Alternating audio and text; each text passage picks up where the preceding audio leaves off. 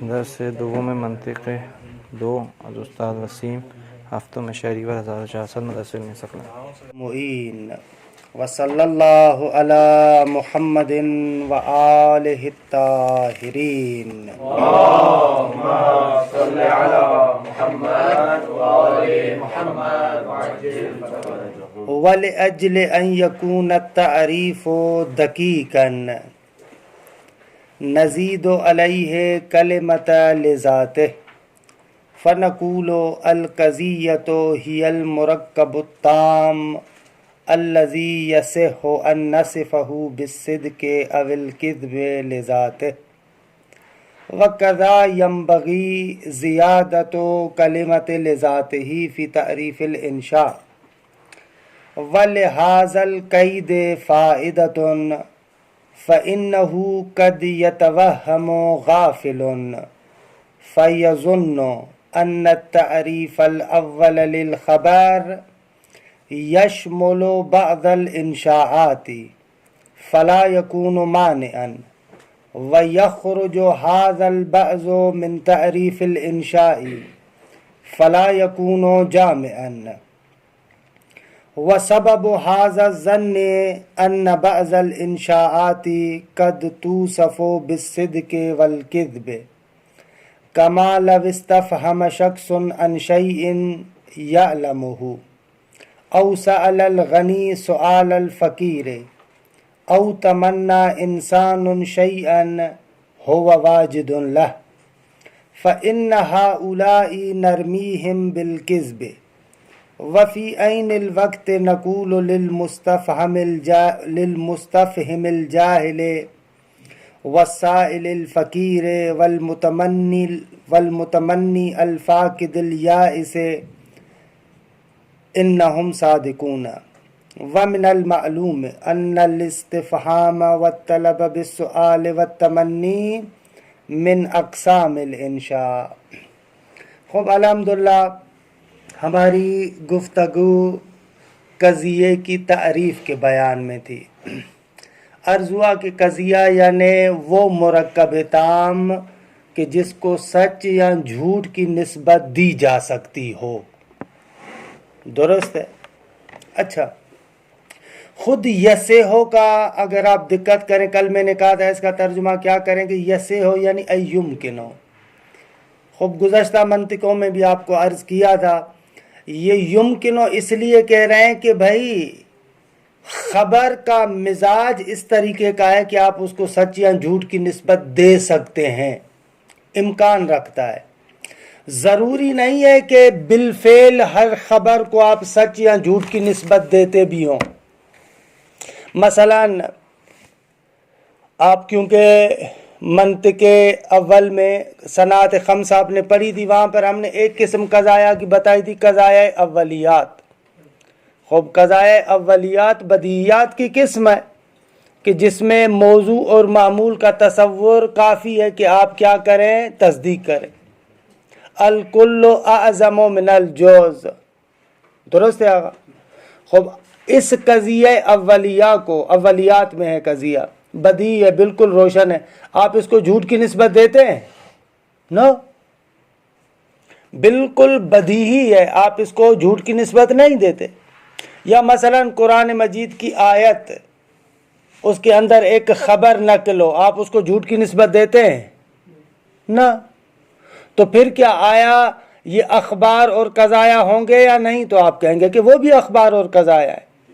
ہم کہہ رہے ہیں کہ بذات خود اس خبر اور قضیے کو دیکھیں، اس کو نہ دیکھیں کہ کون کہنے والا ہے، اس کو نہ دیکھیں کہ قرائن خارجیہ کیا ہے. ان قرائن خارجیہ سے قطع نظر ہم ہیں اور خبر ہے. خبر بما ہوا خبر، اس کے اندر یہ صلاحیت پائی جاتی ہے کہ آپ اس کی طرف سچ کی نسبت بھی دے سکتے ہیں، جھوٹ کی نسبت بھی دے سکتے ہیں. درست ہے. یسے ہو یعنی ایمکن، امکان ہے. درست ہے، قرائن خارجیہ سے قطع نظر. یہ ایک نقطہ. دوسرا نقطہ یہ کہ بعض حضرات نے ایک توہم کیا ہے. اچھا، بعض نے توہم کیا ہے یا توہم کیا جا سکتا ہے، فرق ہی نمی کو نے. ہو سکتا ہے کسی بندے نے توہم نہ کیا ہو، لیکن آغا مظفر کے ذہن میں آیا، ممکن ہے کہ کسی کے ذہن میں اس طریقے کا سوال جنم لے۔ ہم بعض موارد میں دیکھتے ہیں کہ بعض انشاءات میں صدق اور کذب کی نسبت دی جاتی ہے۔ ابھی تک ہماری جو قضیے کی تعریف ہے، خبر کی تعریف ہے، اس میں اس نقطے پر زور ہے کہ بابا یہ جو خبر اور قضیہ ہے اس کو سچ اور جھوٹ کی نسبت نہیں دے سکتے آپ۔ اچھا، بعض انشاءات ایسے ممکن ہے بعض لوگوں کے ذہن میں خیال آئے کہ بھائی یہاں پر تو سچ اور جھوٹ کی نسبت دی جا سکتی ہے۔ 3 مثالیں دیتے ہیں۔ پہلی مثال، ایک نحوی بندہ، نحو کا ماہر آ کر سوال کرتا ہے، هل الفاعل مرفوع؟ بھائی مجھے بتاؤ فاعل مرفوع ہے؟ استاد بھی نہیں ہے، ایسے آپ سے پوچھتا ہے، آپ فوراً کہتے ہیں کہ استاد چھوڑیں، کیوں جھوٹ بولتے ہیں آپ؟ ماشاءاللہ آپ نحوی ہیں اور آپ کو یہ پتہ نہیں ہے کہ هل الفاعل مرفوع؟ ایک نحوی بندہ آ کر، وہ بہت ماہر بندہ ہو، کسی چیز کو جاننے والا ہو، کیونکہ آقا استفہام حقیقی وہاں پر ہوتا ہے جہاں پر ایک بندہ جاہل ہوتا ہے۔ استفہام کا معنی ہی ہے کہ مجھے نہیں آتا، آپ مجھے بتائیں۔ استفہام کا اصل جو حقیقی معنی ہے وہ یہی ہوتا ہے، یعنی من نمی تو نمشما بھی کی، مجھے نہیں پتا، آپ مجھے بتائیں۔ اب ایک بندہ جو ایک چیز کو جانتا ہے اور وہاں پر آ کر آپ سے سوال کرے، آپ کہتے ہیں کہ نا آپ جھوٹ بول رہے ہیں۔ یا مثلا ایک بہت ہی امیر آدمی، درست ہے، مثلا ہمارے زرداری صاحب آپ سے سوال کریں کہ یار 5-10 روپے ہمیں دے دیں، تو آپ کیا کہیں گے؟ بھائی جھوٹ بول رہے ہو تم، سارا پاکستان کھایا ہوا ہے اور اب کیا یہ 5-10 روپے کیا ہے؟ ہاں، تو یہاں پر بھی آپ اس کو، ایک منٹ، یہاں پر بھی آپ اس کو جھوٹ کی کہتے ہیں کہ بھائی جھوٹ بول رہے ہو، کیونکہ یہ جو طلب بالسؤال ہے یہ حقیقتاً وہاں پر ہوتی ہے کہ جہاں پر انسان نادار ہو، میرے پاس نہیں ہے، یعنی طالب علم ہو دیگے وہاں پر ایسے ہوتا ہے۔ دوسری مثال، تیسری مثال جو یہاں پر آغا ذکر کر رہے ہیں، تیسری مثال وہ اس طریقے سے دے رہے ہیں کہ تمنی، آپ نے پڑھا ہے نا ادبیات میں، تمنی اور ترجی میں تفاوت ہے۔ ترجی ممکن الحصول میں ہے اور تمنی ناممکنات میں ہوتی ہے۔ فیا لیت الشباب لنا یعود، خوب اکاش جوانی واپس پلٹ آتی۔ خوب یہ تمنی اور آرزو وہ بندہ کرتا ہے کہ جو بڈھا ہو گیا ہے، جس کے پاس جوانی نہیں ہے۔ بوڑھا آدمی کہتا ہے کہ اکاش، وہاں پر کہیں گے نا تمنی ہے، جہاں پر وہ چیز ممکن الحصول نہیں ہے۔ اب ایسے ہی جوان آدمی، آپ جیسا بندہ آ کر کہے فیا لیت الشباب لنا یعود، اکاش ہماری جوانی دوبارہ پلٹ آئے، خوب آپ کہیں گے کہ یہ جھوٹ بول رہا ہے۔ اب ان تینوں موارد میں آپ نے دیکھا استفہام ہے لیکن آپ کہہ رہے ہیں کہ جھوٹ بول رہا ہے، طلب ہے آپ کہہ رہے ہیں جھوٹ بول رہا ہے، تمنی ہے آپ کہہ رہے ہیں جھوٹ بول رہا ہے، درست ہے۔ اگر اس کے بالکل برعکس کر دو، واقعا جاہل آدمی آپ سے سوال کرے، آپ کہتے ہیں بھلے سچ کہتا ہے یار، اس کو نہیں آتا۔ ایک فقیر اور نادار قسم کا بندہ ہے، وہ آپ سے سوال کرے، آپ کہتے ہیں صحیح کہتا ہے، واقعا یار اس کے پاس پیسے نہیں ہوں گے، اس کو دینے چاہیے۔ ایک بوڑھا آدمی واقعاً کہے کہ فیا لیت الشباب لنا یعود، آپ کہیں گے کہ سچ کہہ رہا ہے، واقعاً اس کی جوانی نہیں ہے، بیچارہ بوڑھا ہو گیا ہے۔ تو پس ان تینوں موارد میں اگر حقیقتاً وہ عالم نہ ہو، یعنی جاہل ہو استفہام والے مورد میں، سوال والے مورد میں حقیقتاً نادار ہو، اور اسی طریقے سے تمنی والے مورد میں حقیقتاً وہ چیز اس کو حاصل نہ ہو، حقیقتاً نہ ہو، تو آپ کہتے ہیں سچ کہتا ہے۔ اگر حقیقتاً ہو اور الٹا سوال کر رہا ہے تو آپ کہیں گے کہ جھوٹ بولتا ہے۔ تو آپ نے دیکھا کہ انشاء کے موارد ہیں، اس میں تو کوئی شک نہیں ہے نا، استفہام انشاء میں داخل ہے، طلب انشاء میں داخل ہے، تمنی انشاء میں داخل ہے، یہ آپ ادبیات میں پڑھ چکے۔ تو آپ کیسے کہہ رہے ہیں کہ خبر کا خاصہ ہے یسع ان نصفہ بالصدق او الکذب، یہ فقط خبر کا خاصہ ہے کہ خبر کے اندر آپ سچ اور جھوٹ کی نسبت دے سکتے ہیں؟ کیسے آپ کہہ رہے ہیں؟ پس یہ بعض انشاءات خبر میں شامل ہو گئے، لہذا خبر کی تعریف آپ کی معنی اغیار نہیں رہی، اور یہی بعض انشاءات انشاء کی تعریف سے نکل آئے، لہذا انشاء کی تعریف جامع نہیں ہوئی۔ درست ہے؟ اب بتائیں جو آپ پوچھنا چاہ رہے تھے۔ ہاں بھائی، جو آپ نے بات کری، جیسے کوئی سوال کر رہا ہے کسی بھی چیز کے بارے میں تو آپ اس کو بولیں گے جھوٹ بول دو، وہاں پہ ہم یہ تو نہیں بولیں گے کہ جھوٹ بول رہا، ہم یہ بولیں گے کہ یہ تمہارا سوال صحیح نہیں ہے یہاں پہ کرنا۔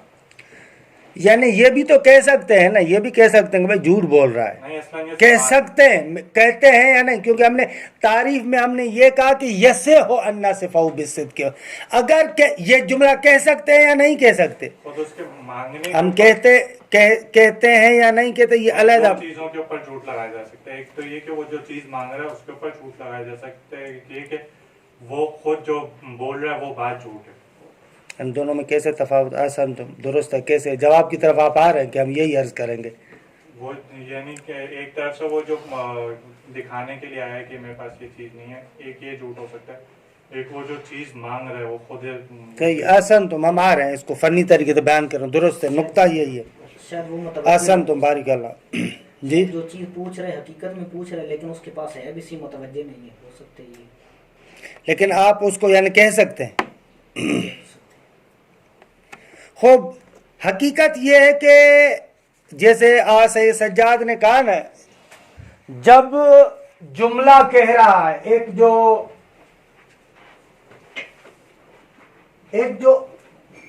جاہل بندہ جب کہہ رہا ہے نا کہ مجھے اس شے کا مطلب سمجھائیں،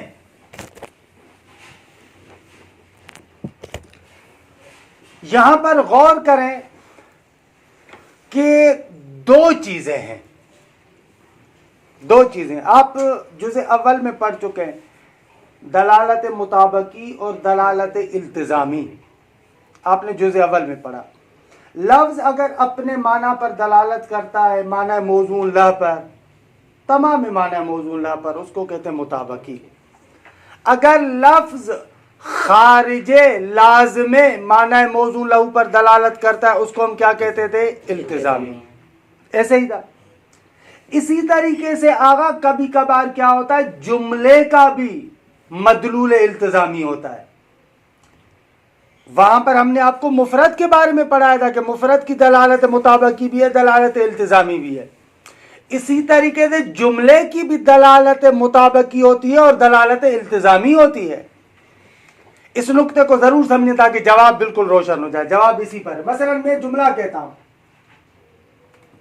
مشہور مثال ہے، ان جاءکم فاسق بنبأ فتبینوا،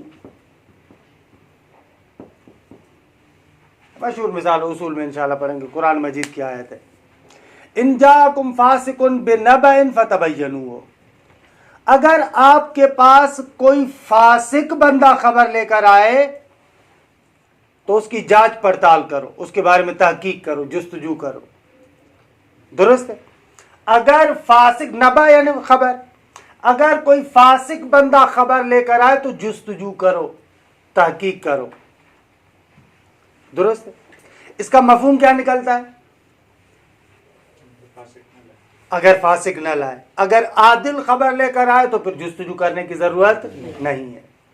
اس جملے کے دو معنی ہوئے، ایک معنی یہ کہ اگر فاسق خبر لے کر آئے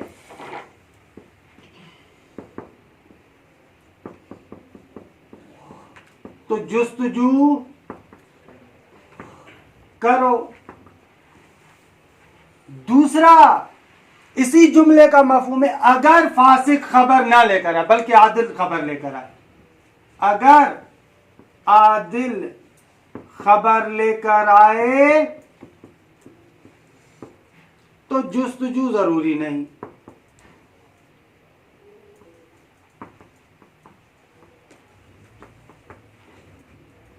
اچھا اصول میں آپ پڑھیں گے جملہ شرطیہ کی بات بہت ہی مفہوم ہے یا نہیں.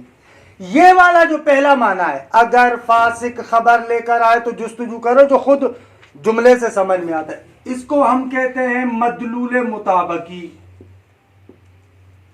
کیا کہتے ہیں؟ مدلول مطابقی, جو ڈائریکٹ جملہ جس مطلب کو ذکر کر رہا ہے اس کو کہیں گے مدلول مطابقی. اور دوسرا مفہوم جو ظاہر میں تو الفاظ میں ذکر نہیں ہوا لیکن الفاظ کی چینش جملات کی ترتیب اس طریقے سے ہے کہ دوسرا مفہوم بھی سمجھ میں آ رہا ہے, اس کو کہتے ہیں مدلول التزامی. کیا کہتے ہیں آقا؟ مدلول التزامی. مدلول التزامی. یہ دقت سے سمجھیں, مدلول التزامی. بس ہو سکتا ہے جملے کا ایک مدلول مطابقی ہو اور ایک مدلول التزامی ہو. جیسے آپ مفرد میں کہہ رہے تھے دلالت مطابقی دلالت التزامی, ایسے ہی جملے میں بھی ہوتا ہے مدلول مطابقی اور مدلول التزامی. درست آگا؟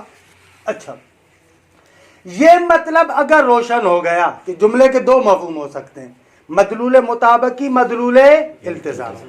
ٹھیک ہے, اب آ جائے ہمارے محل بحث میں جو اشکال ہو رہا تھا اس اشکال کے جواب کی طرف.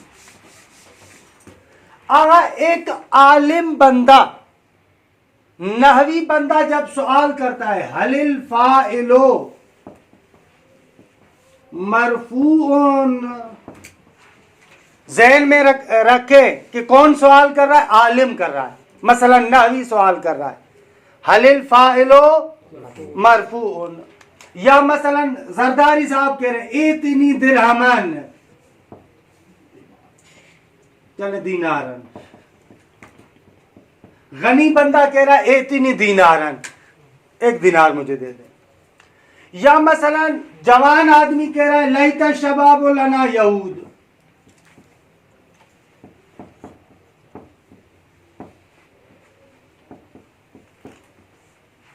صحیح ہے, یہ کون کہہ رہا ہے؟ عالم, غنی, واجد جس کے پاس ہے مثلا. صحیح ہے. یہاں پر ان جملات کے بھی دو معنی ہیں, دو مدلول ہیں. معنی نہ کہو, دو مدلول ہیں. ایک مدلول مطابقی اور ایک مدلول التزامی. مدلول مطابقی یہ ہے, پہلے حل الفاعل مرفوع میں مدلول مطابقی ہے استفہام. مدلول مطابقی استفہام ہے کہ کیا فاعل مرفوع ہے, جس معنی اور مدلول پر یہ جملہ دلالت کر رہا ہے وہ وہی استفہام ہے کہ کیا فاعل مرفوع ہے. اگر دوسرا اس کا مدلول التزامی ہے, مدلول التزامی یہ ہے کہ عالم بندہ جب کہتا ہے حل الفاعل مرفوع تو اس کا مدلول التزامی ہے کہ گویا کہ خبر دے رہا ہے کہ انا جاہلون. درست ہے, انا جاہل بہا, میں اس مسئلے سے جاہل ہوں. مدلول التزامی اس کا یہ ہے عالم بندہ جب سوال کرتا ہے حل الفاعل مرفوع تو گویا کہ یہ بتا رہا ہے کہ میں اسے جاہل ہوں. بھائی آپ سوال کریں پلٹ کر کے یہ مدلول التزامی آپ نے کہاں سے نکالا؟ اپنی جیب سے نکال رہے ہیں کیا؟ آپ کی مرضی, بس جہاں پر آگا مدلول التزامی نکالیں گے. تو جواب اس کا یہ مدلول التزامی ہم نے یہاں سے نکالا کہ آگا استفہام ہوتا ہی وہاں پر ہے جہاں پر جہالت ہو. حقیقتاً استفہام ہوتا ہی وہاں پر ہے جہاں پر جہل ہو. یہ استفہام کا قانون ہے. جب یہ استفہام ہوتا ہی وہاں پر ہے جہاں پر جاہل ہو تو قہراً مدلول التزامی یہی نکلے گا, انا جاہل ہو. درست ہے.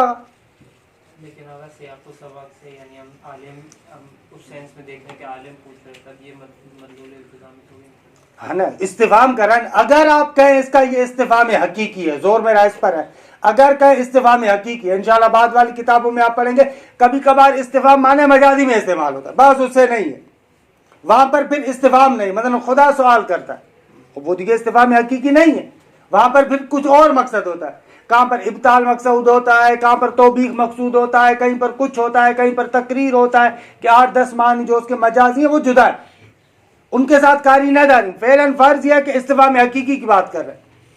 اگر استفہام حقیقی ہو تو یہ مدلول التزامی آئے گا، نہ جاہل بھی. اسی طریقے سے غنی، طلب بالسؤال، کسی کے سامنے ہاتھ پھیلانا، خوب یہ بھی حقیقتاً وہاں پر ہوتا ہے جہاں پر کیا ہو، بندہ نادار ہو. اس کے بھی 2 مدلول ہوں گے. ایک اتنی درہمن مدلول مطابقی طلب ہے، صحیح ہے، طلب بالسؤال. مدلول التزامی یہ ہے کہ خبر دے رہا ہے، مدلول التزامی یہ کہ انا فقیرون، یہ خبر دے رہا ہے، یعنی میرے پاس نہیں ہے. اگر اسی طریقے سے لیت الشباب لنا یعود، یہاں پر بھی مدلول مطابقی تمنی اور آرزو ہے، جبکہ مدلول التزامی یہ ہے کہ خبر دے رہا میں جوان نہیں ہوں، انا لیس بشاب یا انا شیخ. مدلول التزامی یہ ہے کہ انا لیس بشاب، جوان نہیں ہوں، یا انا شیخ، میں بوڑھا ہوں، یہ خبر دے رہا ہے. درست ہے. شروع میں جو آپ نے ان جملات کو دیکھا اور آپ نے کہا کہ یہاں پر جھوٹ کی نسبت دے سکتے ہیں، اصل میں آپ نے تفکیک اور جدائی نہیں کی تھی مدلول مطابقی اور مدلول التزامی میں. پہلے مورد میں بھی جھوٹ کی نسبت دیتے ہیں آپ، دوسرے مورد میں بھی دیتے ہیں، تیسرے میں بھی، لیکن مدلول التزامی کے اعتبار سے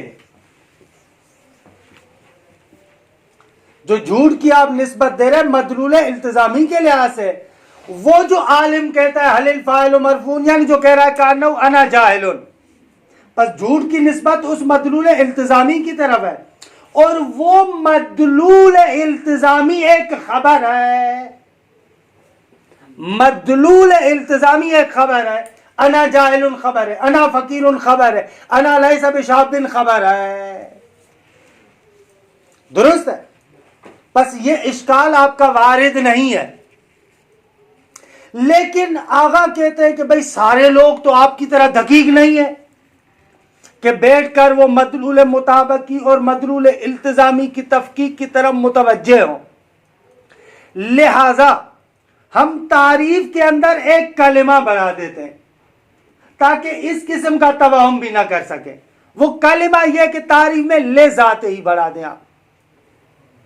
آپ کے المرکب التام الذی یصح ان نصفہ بالصدق او الکذب لے ذات ہی، یعنی اسی مرکب کو بذات خود، اسی مرکب تام کو سچ و جھوٹ کی نسبت دے سکتے ہو، نہ کہ اس کے مدلول التزامی کے اعتبار سے سچ و جھوٹ کی نسبت دینا. اس نقطے کی صراحت کے لیے لے ذات ہی کا کلمہ بنا دیتے. بذات خود اسی مرکب کو سچ اور جھوٹ کی نسبت دے سکتے ہو، نہ کہ اس مرکب کو مدلول التزامی کے اعتبار سے آپ سچ یا جھوٹ کی نسبت دیں. الحمدللہ تمام باس امین بول روشن ہوا. الحمدللہ اگر روشن ہو گیا تو مشکل نہیں ہے. دیکھیں عبارت کے اس ٹکڑے کی تطبیق کروں. یہ نقطہ لے ذات ہی کا جدید نقطہ ہے جو دوسری منطق کی کتابوں میں نہیں ہے.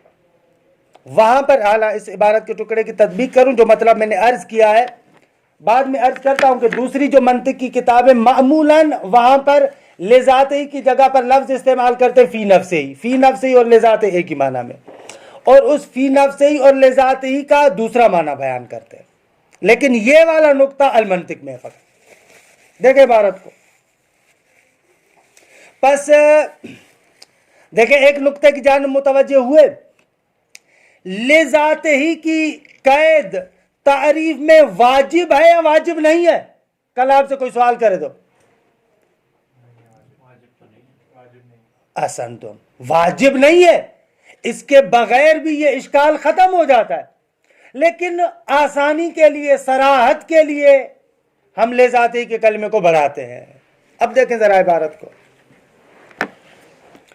وَلِأَجْلِ أَن يَكُونَ التَّعْرِيفُ دَقِيقًا نَزِيدُ عَلَيْهِ كَلِمَةَ لِذَاتِهِ۔ خوب یہ عبارت کا جو اسٹائل ہے، یعنی علت کو پہلے لے کر آ رہے ہیں اور جو کیا کہتے ہیں مسبب ہے اس کو بعد میں ذکر کر رہے ہیں، یعنی نزید علیہ کلمۃ لذاتہ کی علت کیا ہے؟ لأجل ان یکون التعریف دقیقا۔ سمجھ رہے ہیں؟ یہ عبارت کی ڈگر میرے خیال میں سیوطی میں بھی آئی ہوگی نا، اس طریقے سے نہیں کہ پہلے سبب آئے پھر مسبب آئے، یہاں پر بھی ایسے کریں وَلِأَجْلِ أَن يَكُونَ التَّعْرِيفُ دَقِيقًا، اس لیے کہ تعریف دقیق ہو جائے، نزید علیہ کلمۃ لذاتہ، اس تعریف پر ہم بڑھاتے ہیں، اضافہ کرتے ہیں کلمہ لذاتہ کا۔ روشن ہوا؟ یعنی دوسرے لفظوں میں کہنا چاہتا ہوں لأجل نزیدوں کے متعلق ہے دیگے۔ فَنَقُولُ، پس ہم کہتے ہیں، القضیۃ ہی المرکب التام الذی یصح ان نصفہ بالصدق او الکذب لذاتہ، باقی تعریف وہی ہے، لذاتہ کا کلمہ بڑھا دیا۔ وَكَذَا يَنبَغِي زِيَادَةُ كَلِمَةِ لِذَاتِهِ فِي تَعْرِيفِ الْإِنشَاء، اور اسی طریقے سے مناسب ہے، سزاوار ہے کہ کلمہ لذات ہی کو انشاء کی تعریف میں بھی بڑھائے۔ انشاء کی تعریف کیا ہے؟ اس کے بالکل برعکس کر دیں، یعنی یہاں پہلے المرکب التام الذی یصح ان نصفہ بالصدق او الکذب، انشاء کی تعریف میں کہیں لا یصح، باقی وہی تعریف ہے، المرکب التام الذی لا یصح ان نصفہ بالصدق او الکذب، درست ہے؟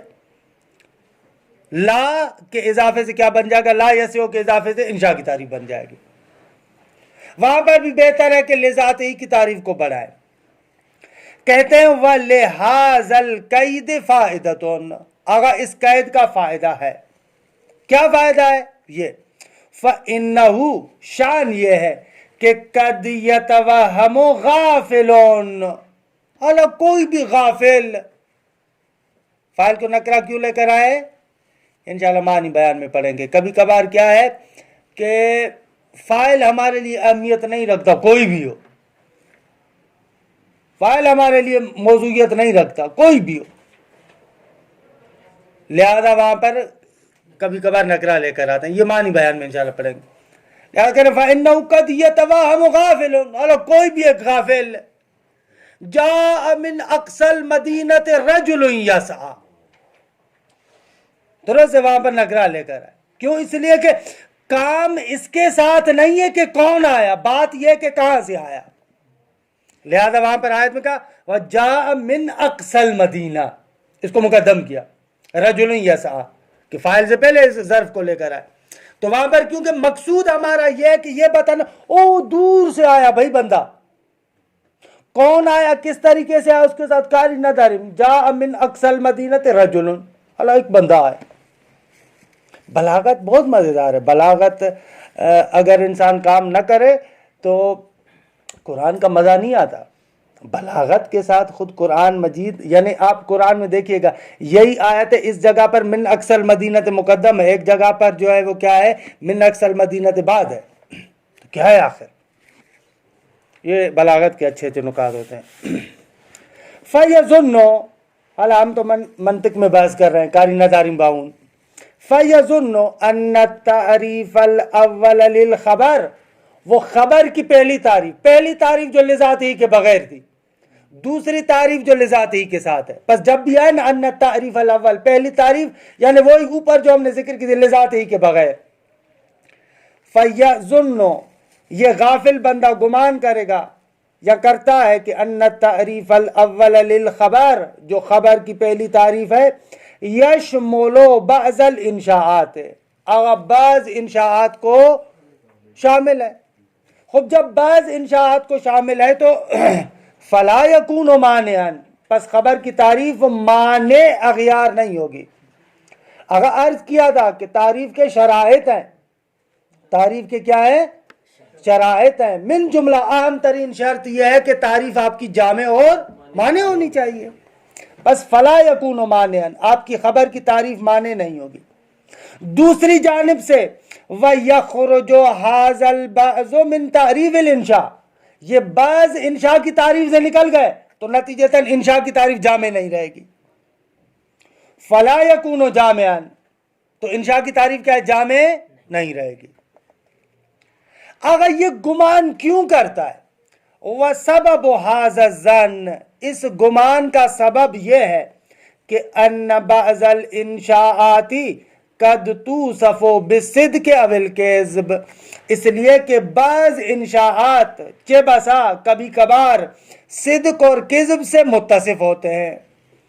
مثلا کما لو استفہم شخص عن شیء یعلمہ، درست ہے؟ جس طریقے سے ایک بندہ سوال کرے عن شیء، ایک چیز کے بارے میں، کہ یعلمہ، یعلمہ کیا واقع ہو رہا ہے جملہ اس عبارت میں؟ یا حسین، صفت تک تو درست تھا لیکن شیئن کی صفت ہے. ان شیئن کے یعلمہ، نہ جملہ ہے نا میری جان، یہ ان شیئن کہ یعلمہ کہ اس شے کو وہ شخص جانتا ہے. نکرہ کے بعد جملہ آئے تو صفت واقع ہوتا ہے. او سأل الغنی سؤال الفقیر، یا مثلا ایک غنی انسان کیا کرے؟ فقیر والا سوال کرے. سؤال الفقیر آغا علاج کیوں منصوب ہے؟ یا حسین آغا اتنے ہم نے ادبیات کے اساتذہ دیے ہوئے آپ کو، سوال فعل ہے اور جو ہے نا الغنی اس کا فاعل. سؤال الفقیر کیوں منصوب ہے؟ مفعول مطلق نوعی ہے میری جان. سأل الغنی سؤال الفقیر، میں استاد مشبر سے شکایت کروں گا کہ بھئی آپ کے بچے نہیں بتا رہے آسان آسان ترکیبیں. او تمنا انسان شیئا کہ ہو واجد لا، یا انسان ایک آرزو کرے، یعنی ایک چیز کے بارے میں آرزو کرے کہ ہو واجد لا، در حالی کے، یا جو ہے کہ در حالی کیوں بلکہ صفت اسی شیئن کے لیے کہ جس شے کو وہ واجد ہے، جو چیز اس کے پاس ہے اسی کی آرزو کرے. اگر عرفان صحیح بتا رہا ہوں، سمدیہ کے اندر چوتھے حدیقے میں آپ دیکھیں وہاں پر خاتمتن میں یہ نقطہ ذکر ہوا ہے کہ اگر معرفہ کے بعد جملہ واقع ہو تو معمولاً اس کے لیے حال ہوتا ہے، نکرہ کے بعد جملہ واقع ہو تو اس کے لیے صفت واقع ہوتا ہے.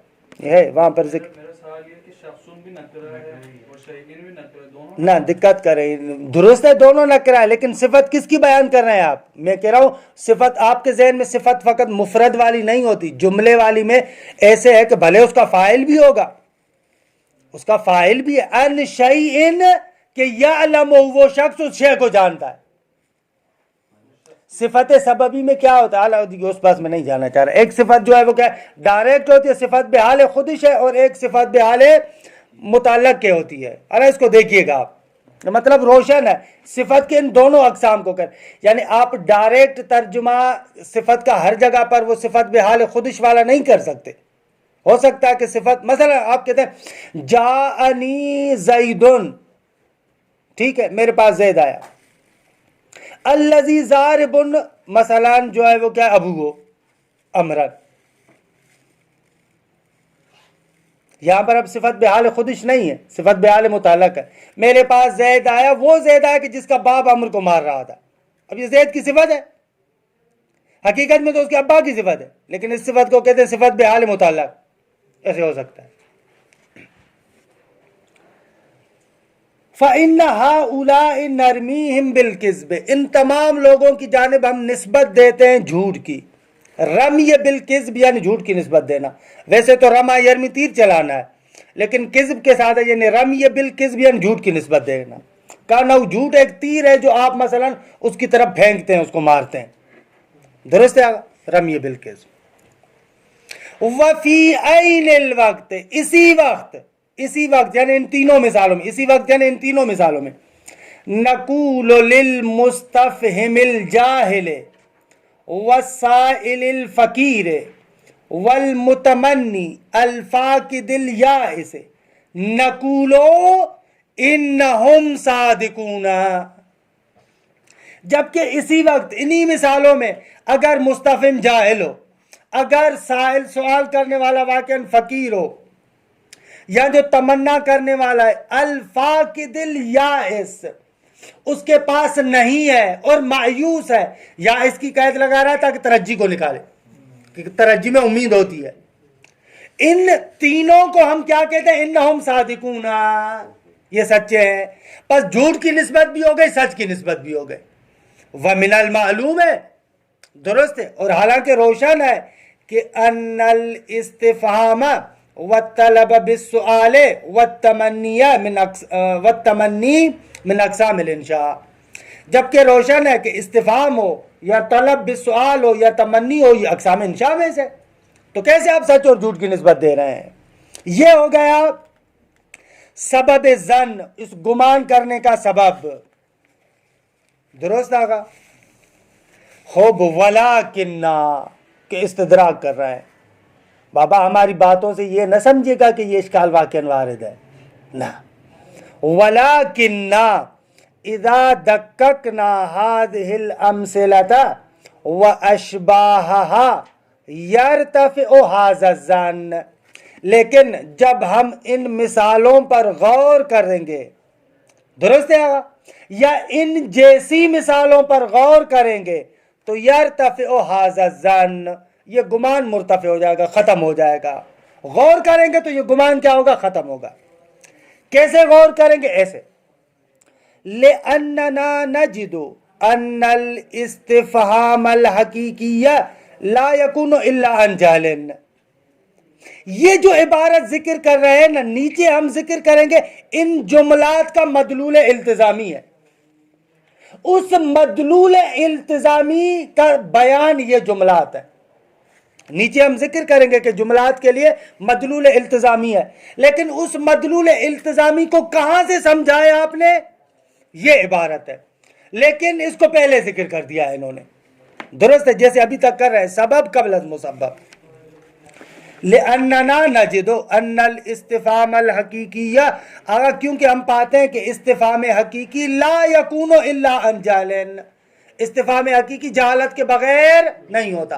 حقیقی کی قید اس لیے لگا رہے ہیں کہ استفہام مجازی جہالت کے بغیر ہو سکتا ہے۔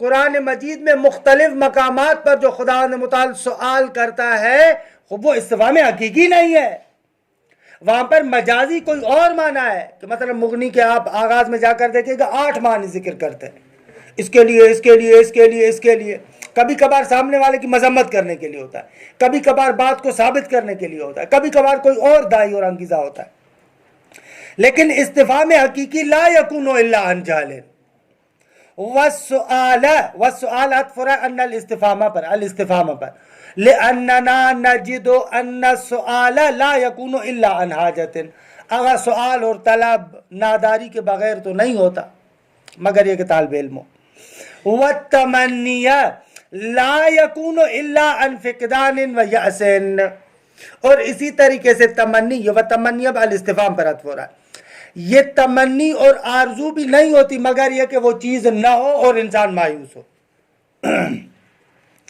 فَهَذِهِ الْإِنشَاءَاتُ تَدُلُّ بِالدَّلَالَةِ الْإِلْتِزَامِيَّةِ عَلَى الْإِخْبَارِ عَنِ الْجَهَلِ، کہ میں نے کہا نا جاہل او الْحَاجَةِ انا فقیرون، او الْيَأْسِ کہ انا لیس بِشَابٍ یا انا شیخون۔ آغا یہ انشاءات دلالت التزامی کے ساتھ دلالت کرتی ہیں، کس بات پر دلالت کرتی ہیں؟ ان اخبارات پر، کہ ایک مورد میں اخبار دی جا رہی ہے اپنی جہالت کے بارے میں، ایک مورد میں اخبار دی جا رہی اپنی ناداری کے بارے میں، ایک مورد میں اخبار دی جا رہی ہے کہ بابا میں مایوس ہو چکا ہوں، درست ہے؟ بس یہ عبارت دیکھیں، اس عبارت کو دیکھیں، یہ عبارت دقیق ہے، کل ترجمہ کرواؤں گا. فَهَذِهِ الْإِنشَاءَاتُ تَدُلُّ بِالدَّلَالَةِ الْإِلْتِزَامِيَّةِ. تدلو کس پر تدلو؟ عَلَى الْإِخْبَارِ عَنِ الْجَهْلِ أَوِ الْحَاجَةِ أَوِ الْيَأْسِ. درست آگا؟ نتیجہ کیا ہوگا؟ اس مدلول التزامی کا نتیجہ یہ ہوگا فَيَكُونُ الْخَبَرُ الْمَدْلُولُ عَلَيْهِ فَيَكُونُ الْخَبَرُ الْمَدْلُولُ عَلَيْهِ بالالتزام. بالالتزام مدلول کے متعلق ہے، درست ہے آگا؟ المدلول علیہ خبر کی صفت ہے، درست ہے؟ دقت کیجئے گا. فَيَكُونُ الْخَبَرُ الْمَدْلُولُ عَلَيْهِ بالالتزام هو الموصوف بالصدق او الكذب. حصر کے ساتھ صحیح پڑھا ہے، موصوفہ بھی درست ہے، موصوفہ بھی درست ہے، لیکن بہتر ہے هو الموصوفہ. فرماتے ہیں کہ وہ خبر کہ جس پر دلالت التزامیہ کے ذریعے سے دلالت کی گئی ہے وہی صدق اور کذب سے متصف ہو رہی ہے. حصر یہاں پر دیکھیں کتنا خوبصورت ہے. وہی خبر کہ جو مدلول التزامی ہے، جس پر دلالت التزامی کے ساتھ دلالت کی گئی ہے، وہی خبر فقط صدق اور کذب کے ساتھ موصوف ہے، نہ کہ مدلول مطابقی. درست ہے؟ اللہ اس کو کہتے ہیں بلاغت میں کسر قلب کے عنوان سے. وہ جو آپ سمجھ رہے ہیں کہ موصوف ہو رہا ہے صدق اور کذب سے مدلول مطابقی، نہ وہ نہیں ہے، بلکہ جو موصوف ہو رہا ہے صدق اور کذب کے ساتھ وہ مدلول التزامی ہے، اور وہ خبر ہے. خبر کا متصف ہونا سچ اور جھوٹ کے ساتھ اتنا بڑا مسئلہ نہیں ہے. یہ عبارت انصافاً ابھی تک جو ہم نے عبارتیں پڑھی ہیں ان میں فنی ترین عبارت یہ ہے فَيَكُونُ الْخَبَرُ الْمَدْلُولُ عَلَيْهِ بِالْالتِزَامِ. پس وہ خبر کہ جس پر دلالت کی گئی ہے التزام کے ذریعے سے، یعنی دلالت التزام کے ذریعے سے، وہی خبر صدق اور کذب کے ساتھ متصف ہو رہی ہے.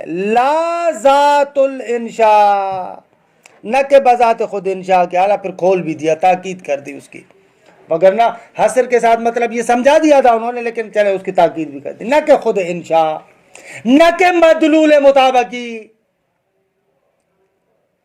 اگر میرے ہاتھ میں ہوتا تو میں اس کو یوں لکھتا فَيَكُونُ الْخَبَرُ الْمَدْلُولُ عَلَيْهِ بِالْالْتِزَامِ هُوَ الْمَوْصُوفُ بِالصِّدْقِ أَوِ الْكِذْبِ لَلْمَدْلُولُ عَلَيْهِ بِالْمُطَابَقَةِ.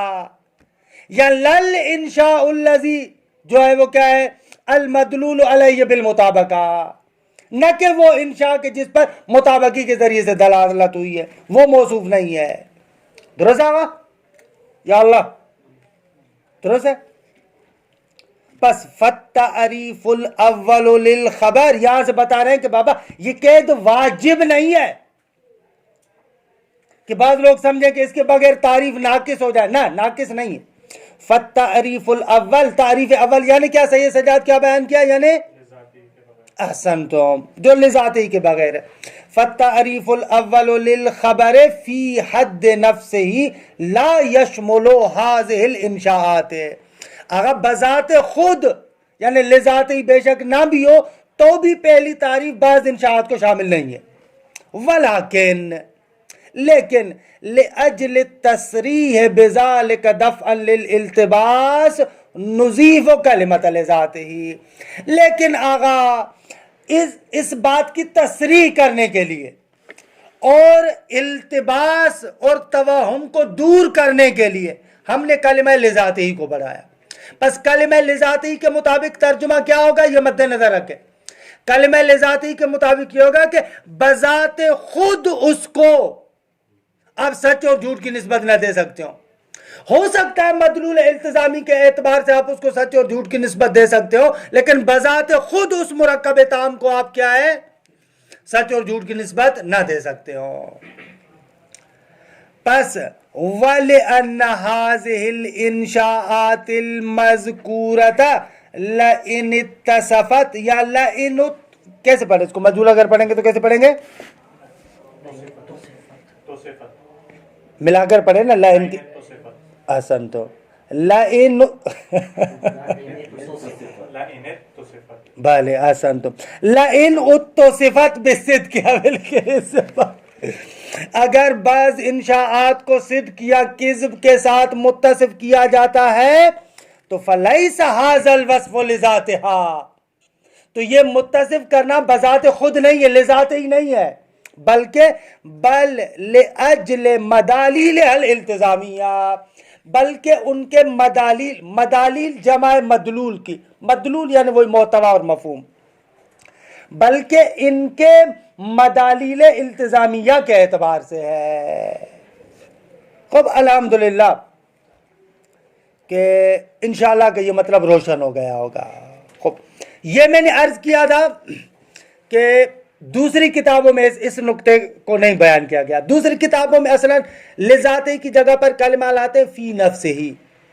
मैंने जो हमारी गुज़श्ता मंतिक वाले लड़के थे ना, उनके लिए एक मुख्तसर छुट्टियों में मैंने एक दर्स कहा था ना, ये कुबरा फिल मंतिक का। अगर आपको टाइम हो, अगर आपको टाइम हो, या उन दर्सों को भी छोड़कर, क्योंकि 14 जलसे ज़्यादा नहीं, कुबरा फिल मंतिक पर निगाह ज़रूर रखें आप।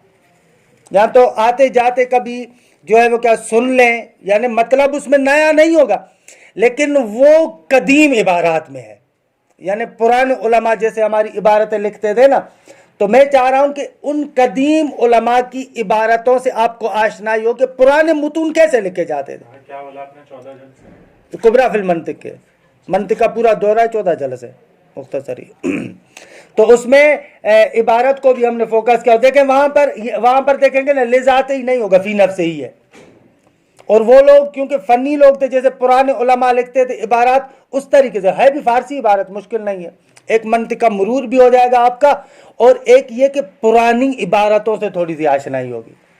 तो उसके बाद जैसे ही आप वार दोगे ना, कुबरा फिल मंतिक की इबारत अगर आपके हाथ में है, तो वही इबारत की डगर हाशिया मुल्ला अब्दुल्ला में, वही इबारत की डगर जो है वो क्या है शमसिया में भी है, शरह शमसिया में भी है, उन सब में इबारत का तरीक़ेकार वो है। ये जो हम लोग पढ़ रहे हैं ना, ये पुराना तरीका नहीं है। इसलिए मैं कह रहा था, उन दोस्तों को भी मैंने आला बहुत ज़्यादा इसरार किया था कि हतमन भी नहीं, ताकि पुराने उलमा की इबारत के तरीके से आप लोग आशना हो। और वहाँ पर ले जाते ही नहीं है, वहाँ पर फी नफ्से ही। और वहाँ पर भी जो नुक्ता जिक्र करते हैं वो ये नुक्ता जिक्र नहीं करते, वहाँ पर फी नफ्से जिक्र करते हैं ताकि इस नुक्ते को बयान करें। बाबा कभी कभार किसी को सच और झूठ की निस्बत हम नहीं दे सकते कराए खारजिया की वजह से, जैसे मैंने शुरू में जिक्र किया था। वो लोग उस फी नफ्से का नुक्ता ये जिक्र करते हैं। आगा ने दूसरा नया नुक्ता जिक्र किया। सल्लल्लाहु अला मुहम्मदिन व अहल बैतिही तय्यबीन ताहिरीन।